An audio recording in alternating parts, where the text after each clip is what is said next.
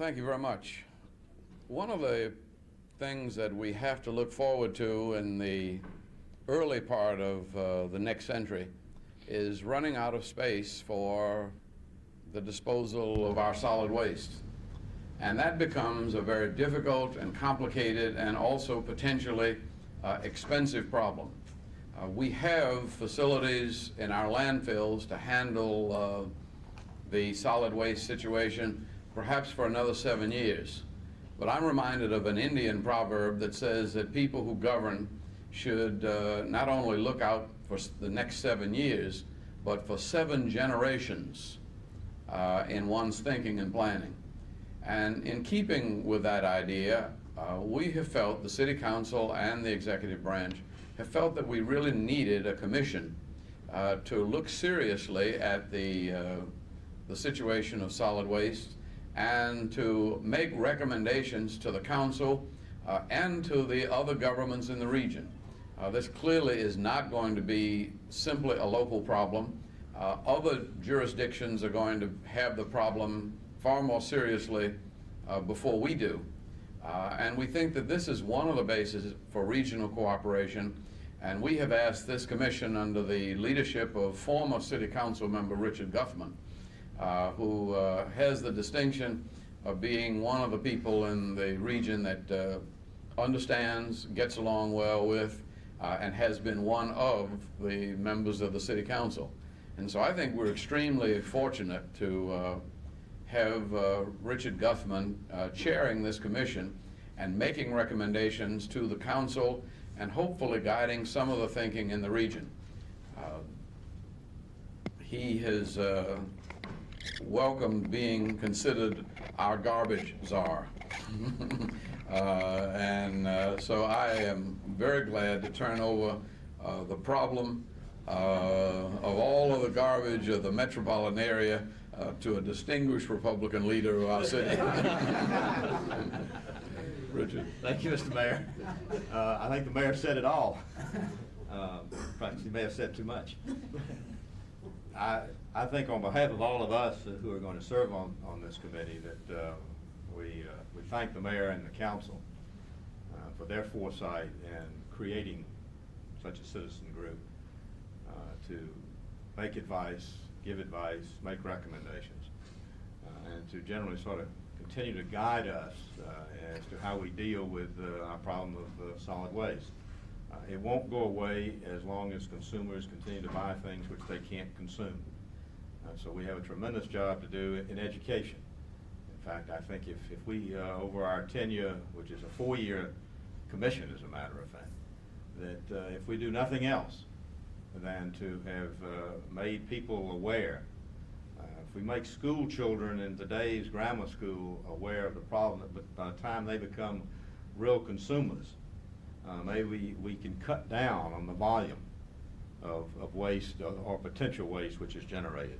So if we can do that, we will have truly succeeded in making this a worthwhile effort, in addition to rendering advice, which I know we will, on all aspects dealing with solid waste. And there are a lot of things that are involved in that, and we're going to go to work at it and, if you'll pardon the expression, jump right in. Is this a serious commitment to a workable recycling program in the city of Atlanta? Well, it's a serious commitment to explore all of the possibilities. And I think that the possibilities are numerous. There are half a dozen new technologies that somebody needs to look at rather objectively, and also relate them to cost and relate them to the needs of this region. There is no one single way of disposing of waste. And I think we will eventually make recommendations dealing with all of them. There's also the potential of private sector solutions that need to be evaluated in relationship to government solutions. I would also remind you that the state is involved very heavily now in studying the issue through legislation that was passed in this last session of the General Assembly. That if we can reduce the amount of waste potential, so-called minimization of the waste stream, then we won't have as much to have to worry about. And if we can start using products that are easily disposed of, that will not be around for a couple of 100 years, wherever they may end up, or that won't create toxins. You know, disposable diapers, I am told, which are a most convenient thing for people to use these days, but they're not disposable. They stay around for about 300 or 400 years presently. And so, you know, I would hate to want the young mothers of the world to think that we say that there should be no more disposable diapers. Okay, there's one brand that's biodegradable. Is it? Oh, Yeah. well, all right, okay. Well, then maybe all of them should be biodegradable.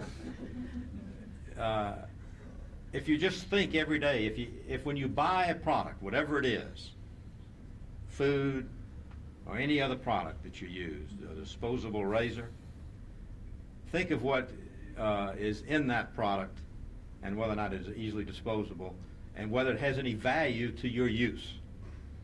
If it doesn't have any value in your use, why is it there?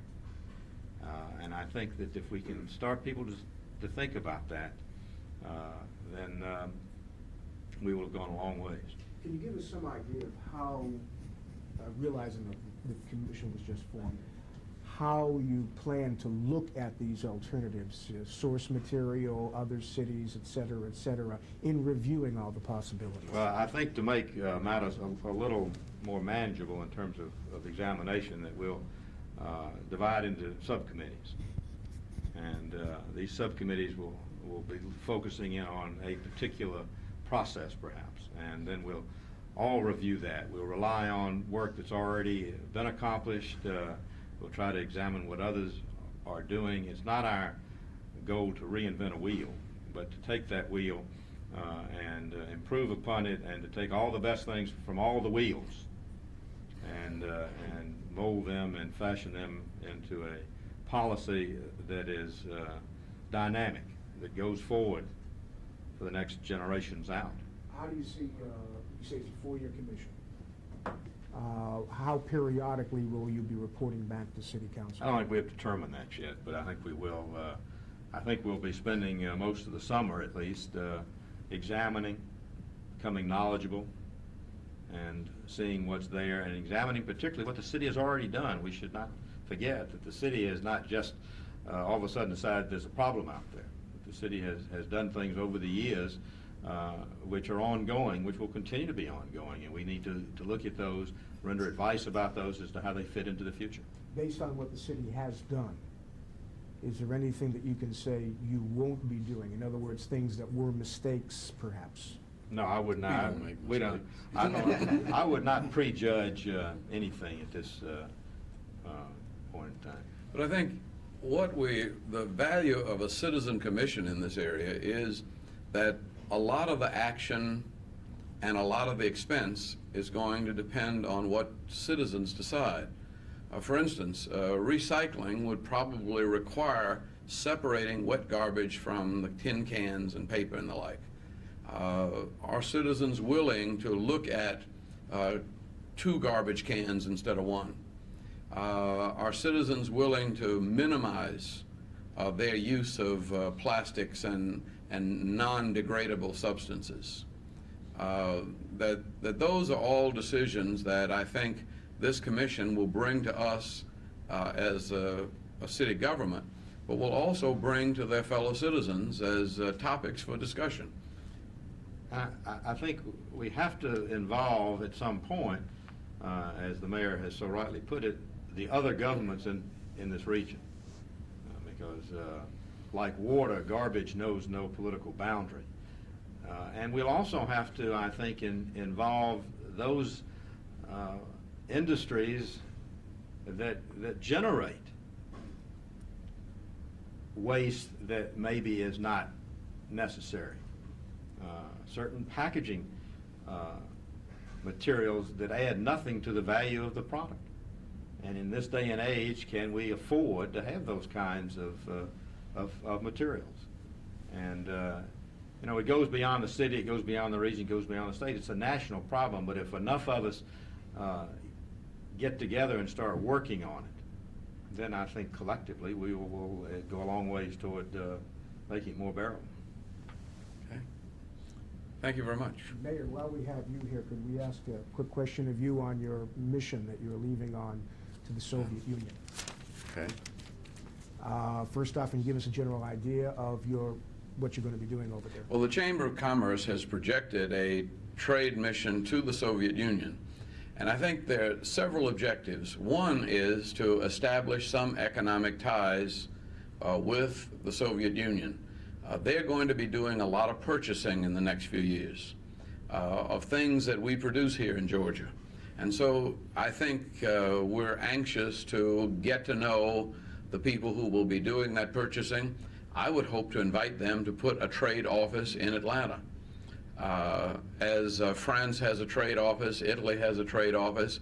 A number of countries have trade offices here that not only help those countries, but they also happen to help us that they're here.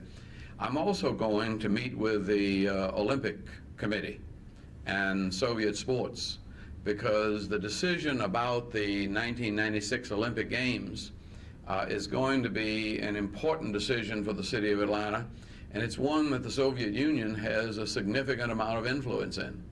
So I'm going to be meeting with the Olympic officials of the Soviet Union. We also have a sister city relationship with Soviet Georgia and the city of Tbilisi.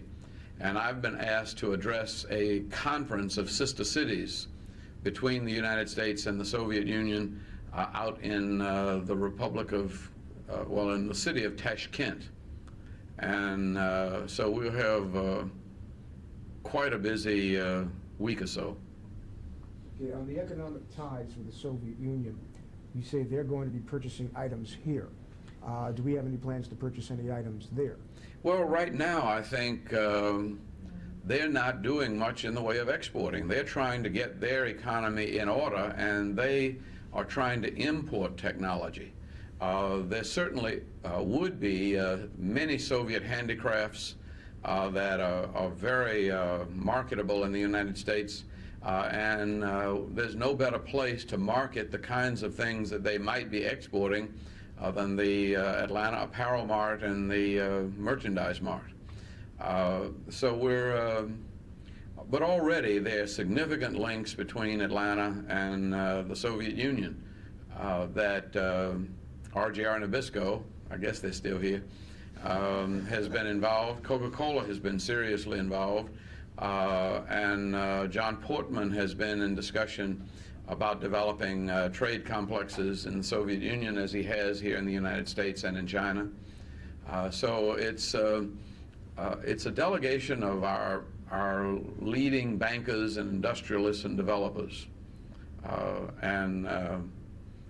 Usually Delta Airlines, Ron Allen of Delta is heading the mission, and so I'm sure there will be a discussion of flight connections. We always try to find a way to get Delta flying to another city around the world. On the Olympic Committee that you're meeting with over in the Soviet Union, I saw it referred to as host city designate Atlanta.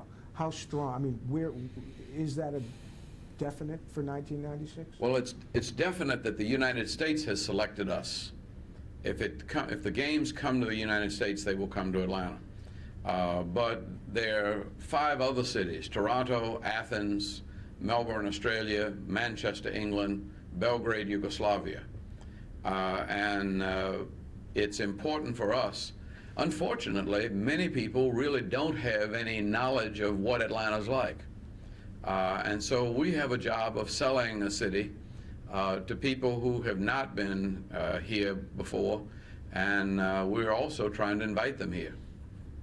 What do you see as being, considering that the Soviet Union is closer to several of the other cities you mentioned, physically anyways, and maybe one politically, what do you see as your lobbying effort? What shape will that take over? Well, I think that one of these things go together, and I think you will find that the Soviet Union wants to be close to us economically, and that some of the joint ventures that are being discussed involve significant economic ties between developers in the United States and developments in the Soviet Union. I also think that we've, with Ted Turner and the Goodwill Games, with the kind of project of monitoring and studying Soviet television that's going on at the Carter Center, I understand that Ted Turner is renting space on a Soviet satellite to broadcast CNN to Africa. We had a baseball game between the Soviet baseball team and Georgia Tech about 3 weeks ago. Tomorrow night, the junior Olympic team from the Soviet Union is going to play a team of Georgia high school all-stars at Georgia Tech. We have a dual swimming meet coming up in September with the Soviet Union. So we've gone out of our way to make sure that the 15 or 20 votes that they tend to influence would look very favorably on Atlanta. See, it doesn't take but 46 votes to swing this thing. Well, depending on the attendance, I've been saying 50 is a comfortable number. There are 96 members, but usually only about 90 of them are able to be there and vote. But if you got 50, whoever comes, you can win a simple majority. You said the Soviet Union has... Well, you know, it's hard to know, but a lot of countries tend to vote like the Soviet Union votes. For a lot of different reasons. Did you say they have 15 votes? Well, no, they only have 2 actual Soviet votes, but they influence the entire Eastern Bloc. Okay, thank you very much, and thanks to our commission, and thanks to to Cedric Maddox for doing a very good job with the trash and garbage we have. One of the things that I've heard from almost everybody that visits Atlanta talks about how clean the city is. And I don't ask, but we have had, that's been a response that has been volunteered to me from a number of our visitors, and nothing is more important to our environment than maintaining it as a clean and positive environment. How long will you be gone on this trip? Till the 29th 29th of May. Thank you, Mr. Mayor. Thank you. All right. Folks, I will be in touch with y'all in a week or 10 days about when we get together. Get our assignment. Oh, yes, we will be seeing each other. Good to see